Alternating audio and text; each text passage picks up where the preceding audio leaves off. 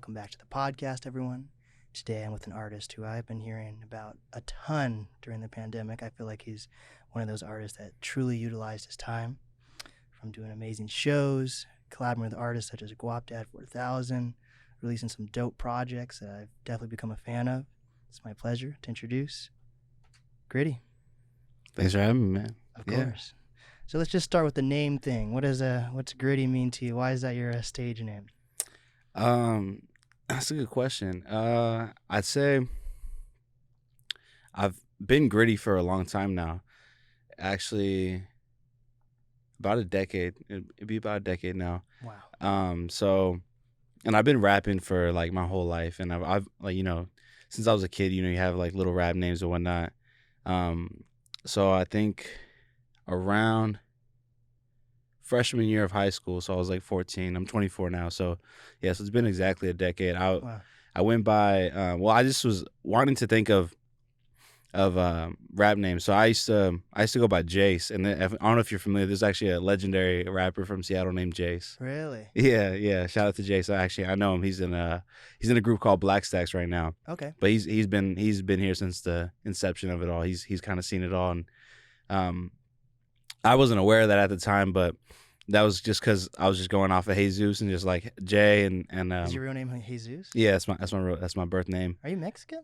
Yeah. Okay. Half Mexican. Yep. There we go. So I wanted to change the name, and I really thought names like there was like an artist like Shark Sinatra. I don't know if you're familiar with him.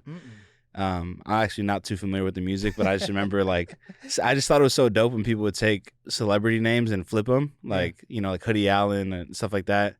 And so I was trying to think of stuff, and I've always thought like I was like, oh, if I'm gonna do it, it has to be like a really iconic last name. Like it can't just be something that's like just that a lot of celebrities have. Right. So I went with Grxtty Tarantino first. Okay. So like Quentin Tarantino, Grxtty Tarantino. I rapped by that for like a year or two, and then I wanted to keep it more Seattle, so then I went by Grxtty Hendrix. I was just really playing. I was like, yo, like what rhymes, like what's Grxtty, like like Jimmy, Quentin is kind of like slant rhymes and stuff. So did that for a little while, and then randomly there was this guy who he still raps, I'm sure, but I found this video of this guy, and he went by Grxtty Hendrix. And it was like way too close for comfort, and it was even like one time on Twitter I was like, yo, like change your rap name, and he was like, nah man, my manager came up with that. I was like, all right. So I just was like, whatever, I'll take the X out of Hendrix, put it in the middle, and just go by Grxtty. Okay. And so, and you see, and it works for like SEO, like Google search engines. Like it's easy, like if you know what you're looking for, you type in Grxtty, and then you can find it. It's not as easy for like if you're trying to like if you're like talking like your Google Home or something, like yo, play Grxtty, it like has no idea what you're talking about. So yeah, I feel that. So I'm sure like that's like might be something I'll run into and with some issues, but we'll figure it out. I mean, yeah, that's one reason I changed my podcast title. Before it was the Triple H NAST podcast, and too many people thought it was a wrestling podcast, and then it was NAST. So fucking Google had no idea. I'd be like, play the Triple H NAST podcast, even though I gave it that title. No one knew that's how it was pronounced either. Yeah. Everyone just thought it was NAST. So I even tried like spelling it out for Google. They had no idea. But if you say the NAST podcast, it works out. It works out well. Yeah. So that's a little unfortunate. You'll figure it out, man. Yeah. There's some artists with some crazy names out there. Right. It's like as soon as you reach like a certain threshold, like you're like. Somebody somewhere is like, well, this person, like people have crazy, like, so I'm sure it won't be a problem. Like, I'm sure like XXXTentacion had no issue after a certain amount of time. So I want to hear people ask Alexa that, like how it fucking gets butchered for me all the time. It just works out. So yeah, that's the story of Grxtty. There's really nothing too significant more than I was just like, just that itself, I was like, yo, like just, and it's kind of grown more, and it's really the word Grxtty itself, I've loved it because it's not, Grxtty doesn't sound like anything, but it is an adjective, like it describes, it's a character trait, like describing somebody as a Grxtty person, and someone who is like, isn't afraid to do the hard work, and I feel like that speaks to my character, and I guess, I don't know, it just happened to work out that way. It just happened to be Hell yeah. So, you know, I picked it be in my adolescence and happened to grow into it, I guess, you know. So You need an album called like True Grit, you know. That'd be fire. the grit and the grind. I haven't done like any plays on it yet, but I'm sure one day. Yeah. Well, tell me about the Google thing. Yeah. Tell people what that even is, you know. Yeah, so my EP, Google Me Better, which I kind of came up with on a whim. I had a bunch of like, I'm always just thinking of like different titles and names and just like what's, you know, trying to think about how marketing and stuff. And then I realized that Grxtty and Google have the exact same amount of letters in the name. And I've always loved that old Google letter, or the Google logo with that G, you know? Yeah. And so I was like, man, like this would be tight just to do the flip and just to make like the merch with it has like and I used to like see Google used to like have hoodies that were the exact same thing, where it was all Google white hoodies? And like Google hoodies, and like I seen a homie who had one like way back, and that like stuck in my mind. So it just full circle. I was like, yo, I'm gonna just like just to package it. And it really, because all those songs that were on that EP were gonna go onto the album that is like, it's halfway out right now. It's just kind of on SoundCloud, just living. It's called Pussy Ruin My Life. Wait, okay, I have a question about that. Some of those aren't what is it called? What is it called when you're some of those artists are those are artists, those songs are, some of those artists are like songs are already out, right? That was like a Travis sample, or was that an actual Travis verse? Or like the City Girls thing too. Which one? Was it the first song? All those verses, any artist that you're hearing on it, it might like there's been confusion. Like someone's like, yo, was that a Ty Dolla $ign? It's like, it's actually just the homie Cypress who sounds like he gets that often, but he's no, those are all any voice that's not me is the homie. What about the City Girls thing? I'm pretty sure like a City Girl verse. No, that's Lonnie Felly. If you're talking about the one I'm thinking you're talking about. Let me see. I was checking out this whole dude. I swear to God, I checked out that whole album and I thought it was only on Spotify because like it didn't get the tracks cleared or something.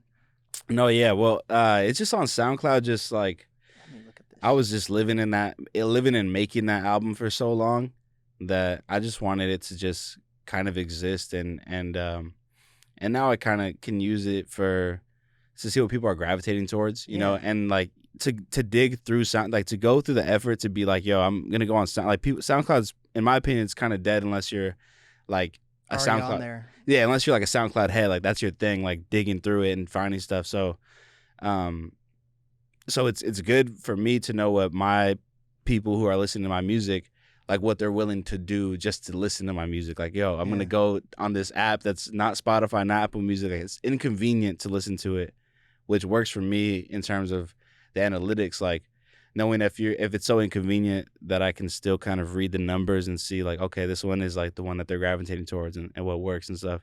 And there was a lot of songs that I was gonna cut, and that, so you listen to it, a lot of stuff is like unfinished, and there's some stuff that just simply didn't get finished. And so I'm gonna go back and one day just complete it and put it out on for everywhere. But for now, I just wanted to just have it out there, just because some of those are crazy. So dude, they are. I swear to. What about the Cheetah song? Who is the fucking? There was a second person on that. No, that's all me. What the fuck? The whole thing, yeah. That sounded like Travis Scott. That straight up sounded like, I literally thought that was like a Travis, because I have YouTube music. Mm-hmm. So I like YouTube music because it's like actual albums and then like remix songs that aren't really out. Yeah, so like sometimes I'll find like DJs on YouTube that mash together like Eminem or whatever other artist, like Eminem and Tupac. I never saw a song that never came out, but like they fit perfectly together. I swear to, okay, that was a dope ass project then, man. No, yeah, thank you, man. Yeah. I've been playing a lot with the album itself. I've been playing a lot with just my voice and really like honing like my craft in terms of what is a Grxtty song sound like, you know? I think before, since I've been rapping for so long, like, you know, you just learn stuff, you pick up skills and whatnot, but there becomes a point where you have to separate yourself from your inspirations. And really, like, for me, what helped is I was thinking, like, if someone's gonna buy a feature from me, what are they expecting to be on the feature? And that kind of helped me like frame it in terms of like, and I haven't even really done a feature in a long time, but just like to myself, like, yo, I'm writing a Grxtty verse, because I can write for other artists. I feel like I don't do it that often, but that's when I'm writing a Grxtty song. When I'm writing a song for myself, I'm like, this is what a Grxtty verse and this is what Grxtty would do, kind of thing. Which is like a weird third person way of looking at it, but it helps. That's cool, man. Wait, when did you start actually like releasing music? Because like on your SoundCloud, it doesn't seem like it goes that too. Yeah, I had to clear my SoundCloud actually. I have like I saw there's like some album covers with no songs on them. What the fuck's going on? Yeah, I want to package those up and like put them on Bandcamp or something.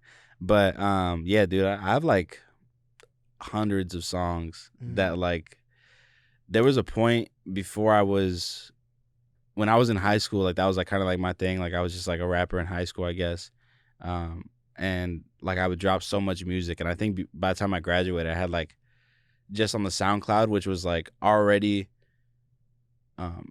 I dropped a project on Hot New Hip Hop when I was a freshman. That was like 30 songs long, and then and then Hot New Hip Hop isn't even like a thing. Yes, it is.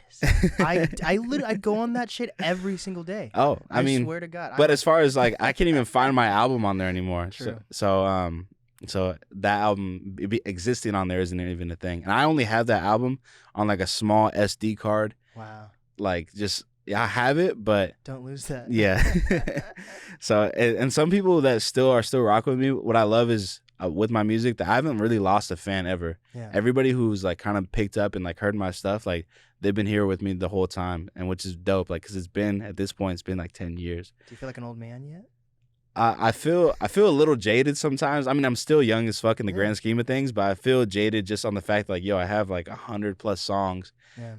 So anyways, I just got tired of paying for the SoundCloud Pro, and so I was like, I pay for that shit right now, dude. I know what you're talking about. So I was like, man, because you run out of upload time, and I was like, man, fuck this. Like, I'm on DSPs, like whatever, like, and so I kind of regret just because I don't have those numbers anymore on those songs. Like, I would probably still private them just because, you know, I'm a different level than I was, but I don't have those, like, I don't have the ability to go look back at it anymore, which kind of sucks. But anyways, yeah. Tell me about this Guap Dad thing, dude. What was it like working with the Dreamville Artist? Man, it was great. Like, I've became a fan of Guap Dad. I've known of him since kind of he's been around. Like, you know, you just see like the shenanigans, I guess. Like, you see like he's just the scammer, you know, like that. Like, he's just a meme himself. He's a meme. And so I always knew of him, never really like checked out his music until the pandemic. Really, I just tapped in and just loved what I saw. I think the first thing I saw was his Kinda Neat performance that he did. Okay. And I think he did that for dang, what song was that? But it was. I didn't even know he had a Kinda Neat. Yeah, he does. It's actually doesn't even have that many views. It's really underrated. And I just found Kinda Neat the other day, actually. Oh, really? Yeah. Oh man, yeah. There's so many classics on there. Yeah. But yeah. So I found that, and I was like, dang, like, Guap Dad's going crazy. So I went through and just like listened to like everything pretty much, and then just became a true fan, and then, you know, followed him on socials and stuff, and then one day he was like, he tweeted out like, yo, who wants a feature? Oh. And so I DM'd him and was like, yo, like, what's up with the feature? Then we chopped it up a little bit and then made it happen. Damn. I went through a phase of just being obsessed with like the Dreamville camp, and I got 2 artists out of it. I got Deontay Hitchcock, who was on Revenge of the Dreamers 3 and is doing his own thing. Even, you know, J-Wop? He has a song with J-Wop. Yeah. Or J-Wop has a song with him, either vice versa. And I also got fucking Loot. Oh, yeah. So Dreamville is dope. Like, how does that work, though? Like, is it pretty... Want to come in? Did he knock? Sound like it. You can come in if you want. Yeah, come in. Yeah. Cut. There we go. But, like, is it, like, super professional? Oh, one second. Well, Guap Dad himself, I believe he's independent. I looked it up just to be prepared for this question. Really? He's signed to Dreamville right now. Oh, really? So did you have to go through the record label or no? Not at all. Not at all. Wow. Yeah. So I didn't even I met his manager just at the show that we did recently, and his manager was just like, yeah, like. Oh, you performed with him? I didn't perform with him. I opened before him. Right. So yeah, I mean, technically I performed with him. But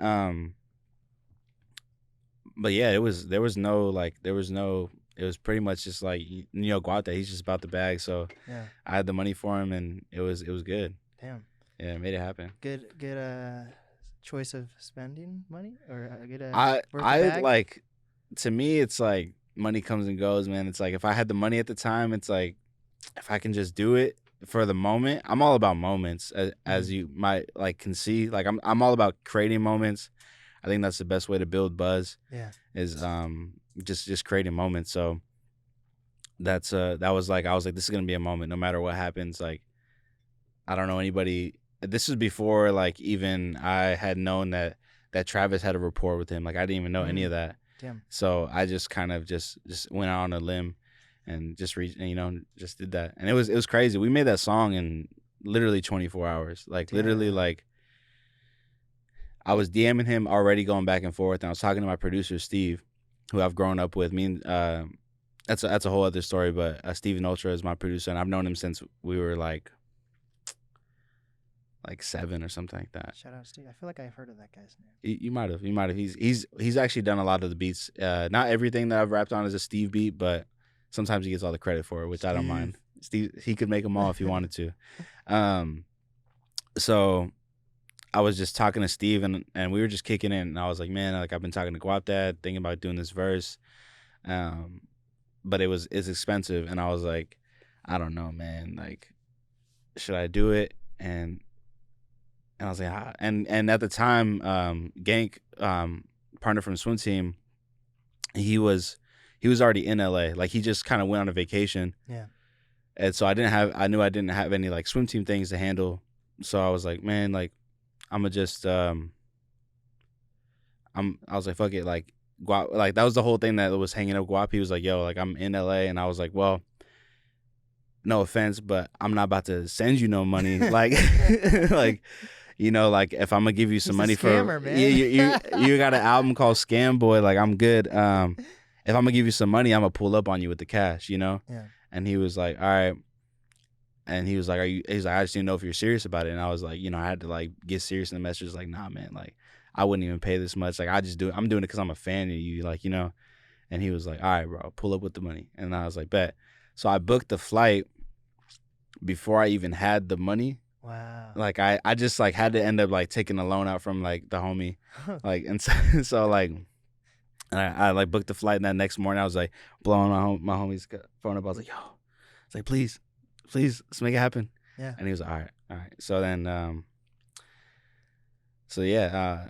that's the homie is my cousin too. So his name is Young Six. So we made it happen. He's an artist as well. Shout out to Young Six. He's doing his thing too. But ended up, taking the flight, and then recorded that song that night. Pulled up on him, got in the studio, Gang pulled up, and damn. So yeah, and then we literally made that beat after I would like confirm that, like, I was like, I'm going. Made the beat that night. Then boom, 24 hours later, got that verse. So you made sure that you were actually in the room with him. That's good, because I know there's a lot of people who like just send their verses out to people. And I'm not that connection. Yeah, I'm not a big fan of that. I've always wanted to. I've always known that was like a thing that I wanted to do. Is like, if I'm making a song with somebody, I need it to be like in person. I'm not opposed to doing it the other way, but I just like being in the studio. Even if like they write it on their own and we go into the studio, like, I just would rather. But Guap Dad's a beast. Like, Guap Dad literally, like, I played him a bunch of shit. Yeah. And what's crazy is I played him a bunch of shit just in case, but the beat that we made specifically for Guap Dad was, as soon as I played it, he was like, oh, yeah, this is the one. I'm going to slide on this. I was like, that's perfect. Steve's a genius. And so we loaded it up, and he like rapped straight through for 3 minutes. And he was like, is that good? And I was like, that's crazy. I was like, that's pretty good. Like, I hear some cool stuff in there. Like, I think you could tighten it up. And then he got serious. Like, I didn't think he was expecting me to like not just take whatever. Yeah. And so then he was like, all right, bet. And like and then he like got hella serious and like then laid down a crazy verse. I in my opinion, like, being a Guap Dad fan, that's one of my favorite Guap Dad verses. Hell yeah. Just in general. Just like, so, yeah. Do you think you formed a relationship with him at all, or? Definitely. Yeah, definitely. I wouldn't say like, I wouldn't go so much as to like say like we're homies in terms of like, you know, like I could just like call him up. Like I'm not like FaceTiming him late Yeah. at night or anything like that. But You yeah, up? we're definitely You up, Guap? yeah, you know, we're definitely cool. Like he definitely like we know each other first name basis, you know, and I got his number and shit. So like I could reach out to him. He's a busy dude, but Yeah. yeah, no, definitely the relationship is there. Do you think that was a step in the right direction, just as an artist getting a feature like that? Yeah, I mean, I believe, you know, I don't think anything's a coincidence. So the fact that that happened and I was able to form that relationship with, and I already have a relationship with Travis. I've known Travis for a minute now. Boulevard boy. Yeah, the Boulevard boy. So the fact that like, you know, he was already planning on doing the show, I was like, this is just perfect. It all linked up, you know, all the stars aligned. Damn. to where, you know, I'll be the opener for the show. And so it just, yeah, Oh yeah. it ended up being a way better move than I anticipated. And the fact that like we got the video of him in the studio. I don't know if you saw the video. Yeah, dude, that was funny. He fucking forgot the hook. yeah. That was real. Like that wasn't doctored at all. Like I just literally was just like, I just knew at some point he was gonna like say something hilarious. He was cracked. Like Guapdad is a hilarious person just in general. Like I'm talking like comedian level funny. It's just hilarious. So I knew at some point there was gonna be I need to film something, and as soon as the guy forgot to press record, I was like, yep. And he just went out. I don't even think he knew I was recording him until like halfway through it. Damn. So it was hilarious. And do you have how are you on like marketing? Do you have like a marketing brain? Like do you know how you're gonna push this, or do you know how you push other projects? Do you have like a plan each time? Yeah, like have a rollout.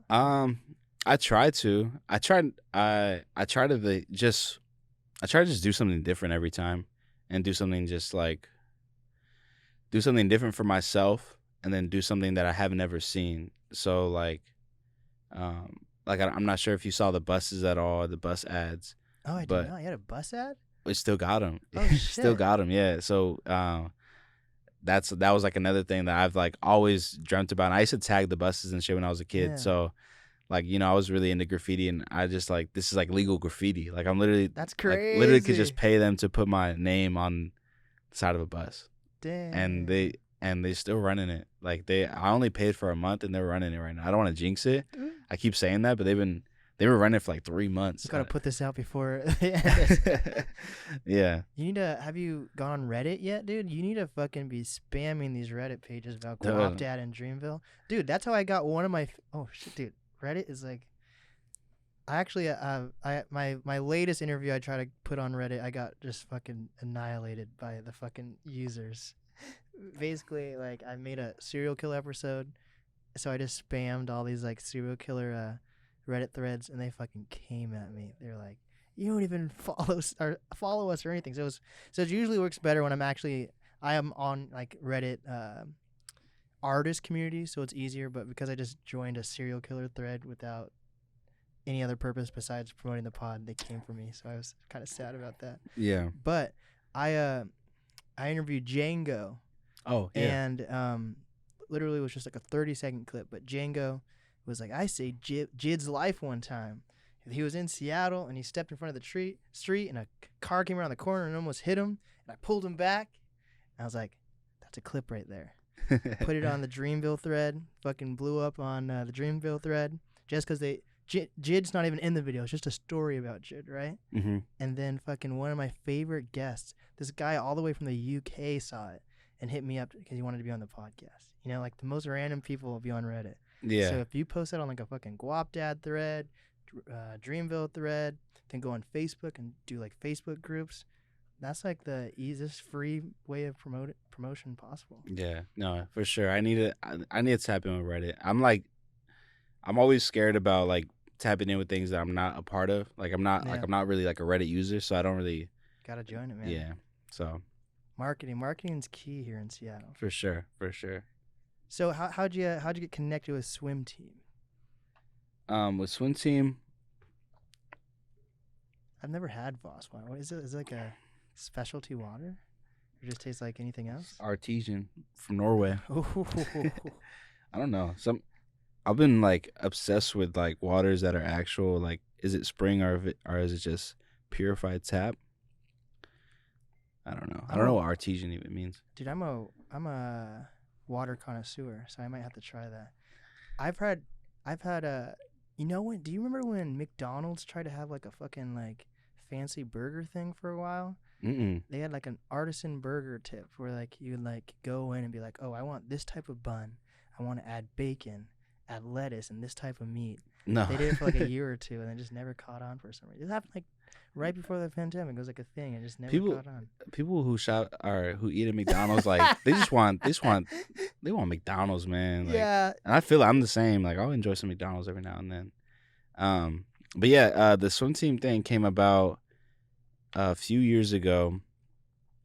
I had this song called Walk, and it was just like everybody was like, yo, this is a bang. And it still actually goes crazy at shows. Like it went crazy at the Guap Dad and Travis show.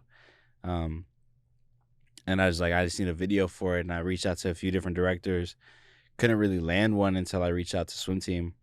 And then the rest is kind of history, I guess. You know, it's just been rock and rolling ever since. So you guys are like buddies now at this point.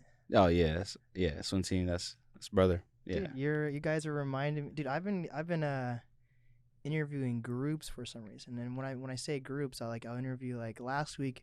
It just happened to be this way. Like I had 3 interviews, and they were all duos. Like 2 people, like it was a production duo.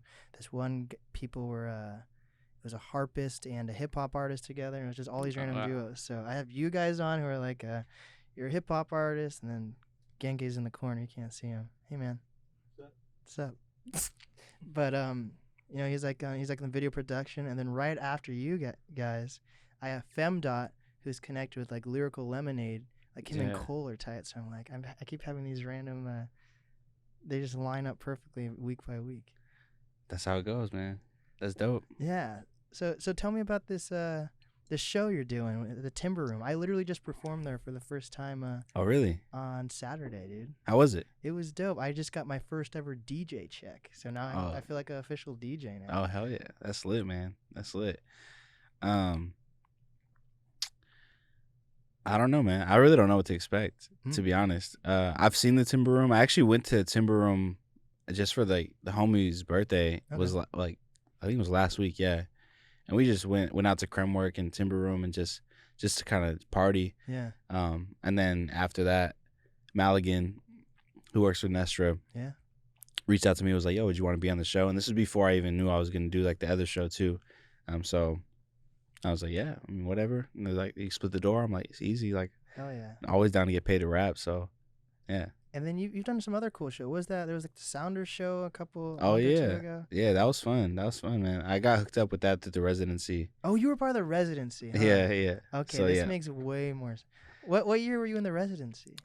2017, 2018, and then intern for 2019. Oh shit! So you that's how you know Nestra, I'm guessing also. Yep. Okay. We were both in the Residency the same first year. Okay. Yeah. So I know like Lexi Lalani from there, Nestra. I just had Talia on. Mm-hmm. Oh fuck, Ziggy, Kidis Fecto. Yeah. I love those guys. Yeah. No, the Residency is fam. It's really like kind of like not really known about. Yeah, it's weird. And then you start realizing, when you start peel back layers, like, oh, it all kind of points back. Residency. Yeah. Like Travis's Residency. I don't know if you know this. Yeah. So it's funny. And you know what the Residency is like it's all funded by Macklemore and things like that.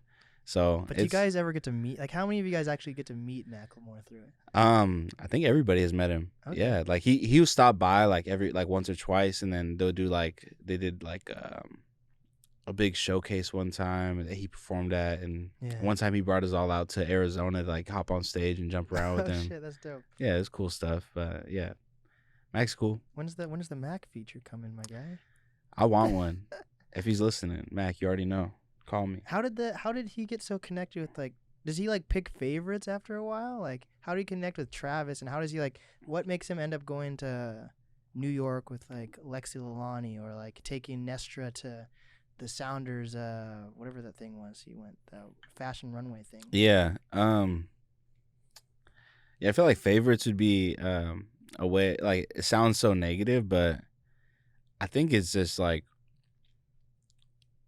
just being able to identify people who are really like taking it serious and really are actually picking up waves. Like um, that's what I've seen. Like I never have felt salty about anything that's had like some an opportunity that's been presented to somebody else. Like always, like they've always done it in a way it's always made sense. But Yeah. for sure, I guess like to put it simply, like yeah, like Yeah. like you pick up Travis.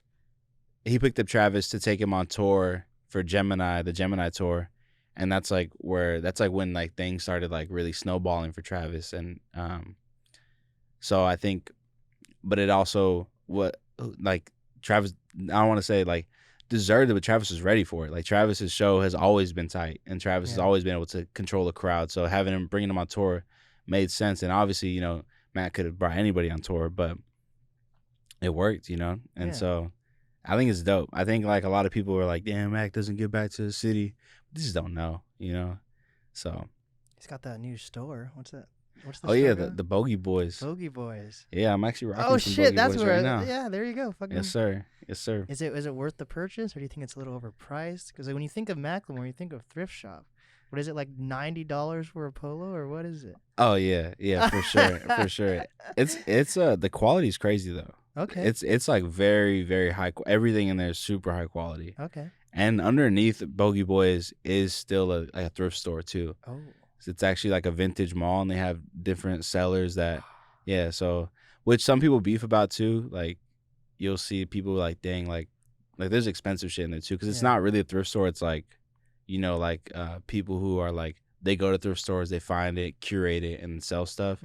So you'll see people who are like, oh, why is there like a $400 t-shirt in here, which is like, Mac's on the one putting price tags on things. Yeah. But is there like V-Lone or anything in there? Is there like crazy shit in there? I need to go to this place.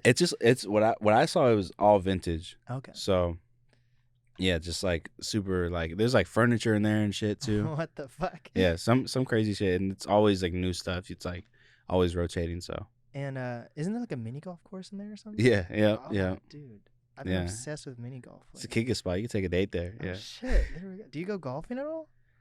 I've been golfing a few times. No, I'm not really much of a golfer. You got a golf shirt on now. You gotta go golfing, my guy. I know. I actually went golfing with some of the guys at ETC. They're like, they're Ooh. big into golf over there. Oh shit. Yeah, the owner P, he's like, that's like his shit. And so anytime you could like just make up an excuse to get on the golf course, he's like, yep, let's go. Damn. So do you have a team behind you? Like, do you have like a manager or anything, or is it just you and the swim team? Or I mean, yeah, it's just the homies. Just Yeah? the homies. I mean,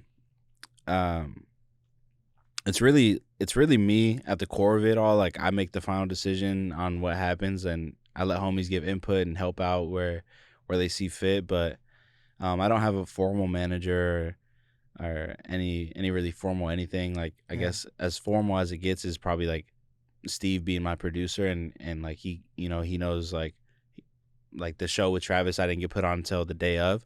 So I called him, and he's he works a 9 to 5 during the day. So I called him. I was like, yo, what are the odds you can just get your shift off right now? And he actually works with his family, so it's really not that crazy. Yeah. So, but he's like, yeah, I'm coming. So, like that's like Steve's on the team as far as being the producer, being the DJ, and Steve plays instruments too. So it's like whenever I need him to do anything, like he knows that that's like where he fits in. And I used to record a lot. He used to be my engineer as well, but I've been kind of bouncing around to different studios and kind of getting a different vibe. But yeah. So what do you do full time? Are you do you work full time? Are you doing music or? So I do a lot of things, man. I bounce around. I did a lot of freelance. Like that was like my main thing in the pandemic, was doing like a bunch of freelance video work. Yeah. That's what I went to school for. And so Oh, dope. I went to Gonzaga and studied TV and broadcasting. Then went to London and studied film for a little bit. Wow. And so I kind of I just fell into that too, because I was on scholarship when I was in school, so I didn't really like know what I was gonna do, but I just knew that like I had free school, so I was like, might as well pick something. So it just kind of fell into that, and I had a knack for it, and so that's kind of how like the swim team thing ended up working out, just being like I already like knew film, and so. Oh, do you shoot for them? Do you? Yeah. I've done some Ah. cinematography and stuff, and so like I shoot like with ETC, like I do all their videos, yeah, so and I've done some music videos. I'm sure like if you could look it up and you'll find like some videos like all just done like shot and edited by me, and I've edited for like some YouTubers with some big followings and stuff like that. But the main focus is always music, and it's always like the main thing that I'm always trying to like censor myself around. So I try not to be too. I have a problem with spreading myself thin, just because I'm just like always trying to hustle and just trying to like, make big moves. But yeah, I do that. I actually just picked up a shift. I work at the Bogey Boy store. Oh shit! There we go. Yeah, I didn't. I forgot about that. Yeah, pull up. But it's cool though. I actually work there. There's another artist that works there, Vic Dags. I don't know if you're familiar, but he's also Residency. Dope. And so, yeah, it's cool. It's good vibes. Damn.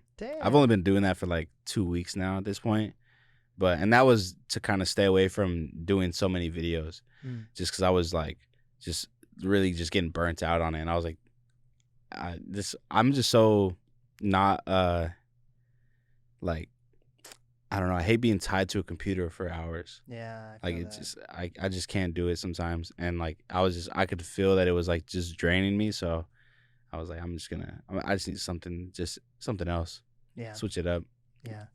I feel that. I do a lot of fucking video editing, but at this point I've made it so like it's also, I don't know if I could ever direct like a full fucking, actually I did just do a music video, but I don't think I could edit a music video. Like what I edit is like my promo videos, which is like 30 seconds, which is a lot, because a 30-second video for me, like when it comes to inspiration, that 30 seconds could take up to 5 hours to make. Yeah. People don't get it. People don't get it at all. Like they don't understand like what goes into a video. Like especially like music videos. Like I was counting hours at one point. I was spending an average, if you're like added in shoot time and everything, like 25 hours on a video. Easy. For like, and rappers don't have that much money for videos. Like, and it's the homies, and it's like, yo, I'm not trying to like charge you an arm and a leg. I just really want to just make it happen. But at the same time, like, I can't sit here for 25 hours and get paid like less than minimum wage. Yeah. So it's crazy. So that's like a big reason why I'm just kind of just trying to balance it out. That's why we got to connect the scene so everyone has a little bit of something to offer, Yeah, no, for sure. It's coming together. Yeah. What are your goals? Do you set goals for yourself, like monthly goals or yearly goals or anything? I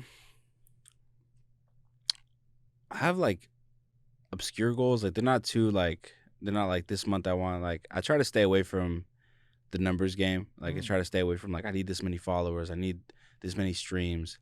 I'm just always trying to outdo myself. So for me it's like I'm trying to, like right now I don't have many videos out, or I don't really have any videos out. Like Walk, you can find it if you're savvy, you can find it. But I don't have any videos out, so that's like one thing, is like just trying to like do stuff like I knew Cacti was gonna come out with the Guap Dad, so I wanted to have a project for people to sink their teeth into after they found me. I was assuming like a lot of Guap Dad fans were gonna listen to it and like, who is this other guy? And then they have an EP to listen to, which kind of has like everything that I do on it. Yeah. And then like with that, like we had like the release party at ETC. Did you already have it? Yeah, we already had it. Yeah, that was in the summer. That was like I think July. I thought you just released the Guap Dad song. No, not for the Guap Dad song. I mean for Google Me Better. Yeah, For Google Me Better. Yeah, maybe we should do something for Guap Dad. Dude, 100%. Let me see if I can be part of it. I'll help. Yeah. We'll think of some ideas. But yeah. So and I never had done a listening party before that. Or actually, that's not true. I did a listening party one time, but it wasn't like nothing crazy, and I didn't have merch that went with it. So like, and that was years ago. So made it official. Got it at the boutique.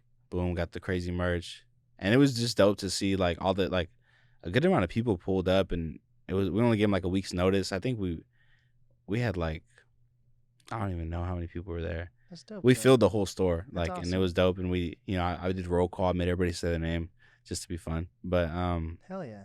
And then yeah, and they all just sat there and just literally just listened to the EP, which is so like crazy to me. It's like, dang, like people are just sitting there, just like The only person who like wanted, who was like trying to leave, was my mom. Turn this devil music off. And like, but I purposely I never invite my mom or my siblings or like my stepdad or anybody to anything. Because I hate them. Just because I don't know why. I was just like, I don't know. Like I get embarrassed. Yeah, exactly, right. Like, and they didn't even come to like my sports games when I was in like high school. Like they didn't come like, you didn't come watch me play football. You just want to listen to this. So, dude, the one time my fucking dad came to my two instances where I brought my family to my fucking 3 actually, but 2 of them were bad. So the first time, both times I brought my family and I was like, this is gonna be a huge game for me. I got fucking wrecked. Like one time I got a fucking concussion. Oh jeez. And then the other time I was the running back. I got hit so hard at a fucking backflip. Oh my god. And they're like, that's my boy. Yeah. So I feel that. Some people, their parents go to everything. But I Yeah. feel like, Yeah. No. I don't know. I feel like I'm picky. Like it can't be a first. It has to be something I'm already like I didn't show my family the studio for like a year and a half until like I completely knew like I was comfortable in the space, Yeah, I'm worried about that shit. No, that's real. And that's what I'm saying. Like I've been rapping for so long where like I didn't even invite my mom to no shows or nothing until like I knew that like, oh, it's gonna be popping. Like you pull up, like you'll meet all these people and like you'll see like I'm really out here like actually trying to do this. And so it was fun and like and I felt like I just needed it for myself to be like I feel like you can't really have a career in music if you're not like comfortable sharing it with like your parents, Yeah. Like of course you can, but I mean just like in terms of comfortability, like how much you believe in yourself, like do you really want to like would you can you show this to your grandma, And I will. Like I don't know if she would like my grandma likes oldies and shit, but yeah, you want it to be they know you. Like if you're saying I'm shooting up my grandma and you're showing that to your grandma, like what are you fucking talking about? I'm right here. If you're not true to yourself in your music and you're like showing that to your family, they're gonna be the first ones to pick up on that. Yeah, exactly. I mean? So, but yeah, I think setting goals are super important. I tell people I set 2-year goals. I have super like serious 2-year goals, but like last year I set a goal that if I didn't meet the specific person, I was going to quit the podcast. And it was the most random person to meet. My favorite artist is IDK. Okay. And I was like, if I don't meet, because he randomly liked an Instagram photo like a year ago. It's like, if I don't meet this guy within a year, I'm quitting the podcast. So I did everything I possibly could to meet him, and I did it.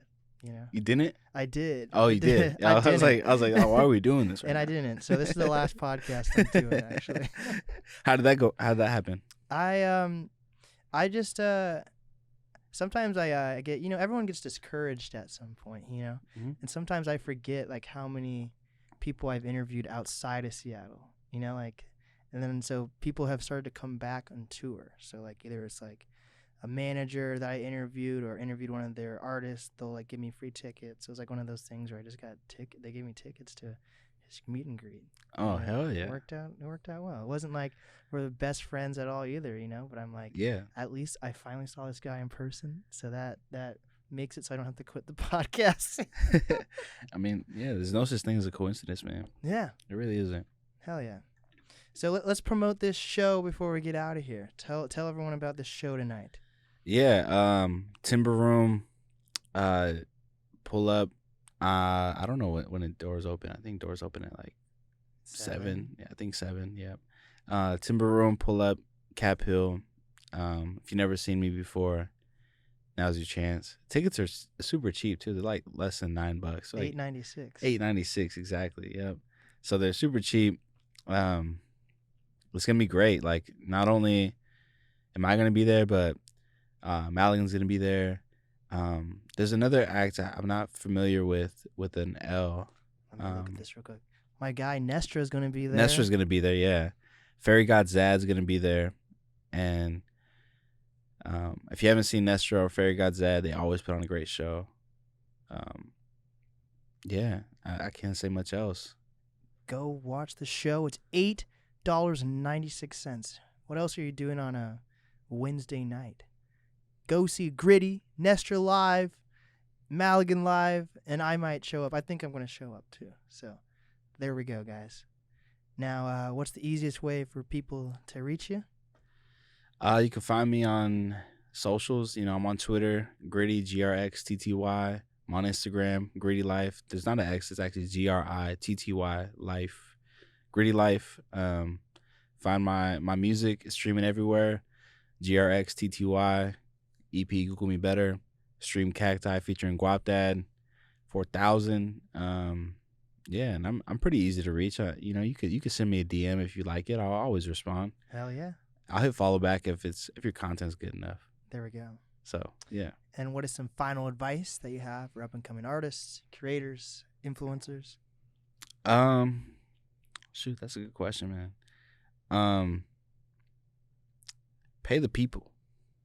That's my best advice. Like if you're recording at home and you have no plans or intentions on being an engineer, save up and go spend $50 to get in that studio, man. Like, it's gonna save you so much of a hassle. Yeah. Like your music is gonna sound so poor in comparison to somebody who is actually getting their stuff mixed to radio quality. And on the video side of things, don't buy that expensive camera. Go rent it. That's what I would say. Hell yeah. This is the NAST podcast with Grxtty. And we did it.